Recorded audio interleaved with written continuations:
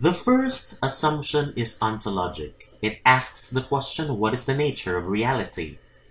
Now, before I will scrutinize both paradigms, I want you to equate the word positivist with quantitative and naturalistic with qualitative.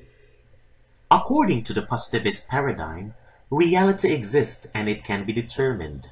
There is a real world driven by natural causes. In positivism, there are two important concepts that we need to understand. These include assumptionism and determinism. Assumptionism is defined as a basic principle that is believed to be true without proof or verification, while determinism is defined as the belief that the phenomena are not haphazard or random events but have antecedent causes. After reading the definition of determinism as provided by Pollitt and Beck, I've got a hard time understanding the statement. Then I opened 9 books so that I can dissect what it really means. To make it simple, determinism means causality. If there is a cause, there must be an effect, and if there's an effect, there must be a cause. Naturalistic paradigm thinks differently. It sees reality as multiple and subjective, constructed by individuals. I will make these things very simple through an example. Let us say I will give you a 1000 items examination after this lecture. Now some of you will experience high level of anxiety, if not all. Now if I'm doing a quantitative study, equate this with positivist paradigm, then I will just administer a tool to determine your anxiety level. I will administer, give instructions. After answering the questions, I will collect them, score the papers, tally the results, and subject it to a statistical treatment. Then I will determine the level of anxiety. And there is only one reality. Let's say all of you experience high level of anxiety. In a naturalistic paradigm equated with qualitative research, your experience with high level of anxiety may be different with your colleagues. Let's say one of you experience explosive diarrhea, while the other one experience constipation. Both are gastric symptoms, however, the presentation is different. But if we try to analyze, there is high level of anxiety, and it is different from one another. Constipation and diarrhea don't go together. It's just like milkshake and Toblerone don't also go together. I hope you got the joke. Anyway, another example is that one of you might be pacing around the room, while the other one cannot move in his chair. Now both are signs of mobility, however, presentation is different. Now this explains reality as multiple and subjective, relative from individual to individual. Now how do we apply this in our research projects? In quantitative studies, we recall the concepts of assumptionism and determinism. Now these concepts tells us to test frameworks and hypotheses. Our framework is taken from a theory or a conceptual model. Now this framework directs us to create our hypothesis that we will test using statistics. There are 2 types of inferential statistics.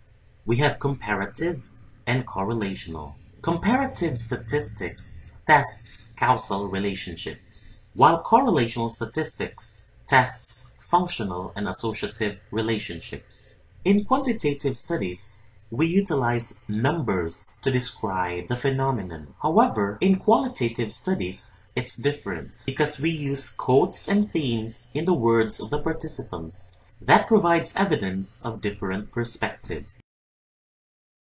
Now I want you to focus on the concept of determinism, which is demonstrated with the concepts of relationships. Now we will start with causal relationships. In causal relationships, we have 2 types of variables, the independent variable and the dependent variable. The independent variable is the direct cause, while the dependent variable is the effect. The relationship between an independent and dependent variable is causal in nature. For example, smoking causes cancer. Smoking is the independent variable, while cancer is a dependent variable. However, one must realize that an independent variable is not inherently independent. For example, in my case, when I am in stress, I smoke. Therefore, in this example, smoking becomes the dependent variable and the independent variable is stress. Another type of relationship is not causal in nature. Sometimes it is functional. We recall the example given to you earlier. If I give you 1000 items examination, you will get high level of anxiety. In this case, anxiety is a dependent variable, while the 1000 items examination is the independent variable. Sometimes, the anxiety experience differ between gender. Now, some books will consider gender as an independent variable. However, in this example, it is a moderating variable. A moderating variable determines the strength of relationship between an independent variable and dependent variable. Gender here is not the cause. It only determines which one will experience anxiety more. There is also what we call mediating variables. Mediating variables explains the relationship between the independent and dependent variable. For pregnant women, when there is pain, we stimulate the cutaneous membrane to relieve the pain. The stimulation of your cutaneous membrane causes the release of your endorphins and enkephalins. Since both are happy hormones and natural painkillers, they lessen the pain experience. Now, the endorphin and enkephalin are mediating variables. Now, another explanation we can give can be explained by the gate control theory. Now, if there is too much stimulation of the cutaneous area, the brain cannot accommodate all the signals, thus closing the gate in the spinal cord. The gate is the dorsal horn of your spinal cord, and when the gate is closed, pain is no longer perceived. Now, the closing of the gate is a mediating variable. Sometimes relationships are associative in nature. Now in here, there is no independent variable, no dependent variable, and no moderating variable. We just label them as variables. Now for example, if I'll ask you to run up and down the stairs several times, we will notice an increase in your pulse rate. If we will take the pulse rate in your radial area and compare it with the pulse rate of your pedal area, you will notice that there is an increase in both areas. However, we cannot say that the radial pulse is the cause for the pedal pulse to increase, nor the pedal pulse causes the increase of your radial pulse. Now in this type of example, the relationship is only associative in nature. In a descriptive study, there is no independent and dependent variables. We only call them variables.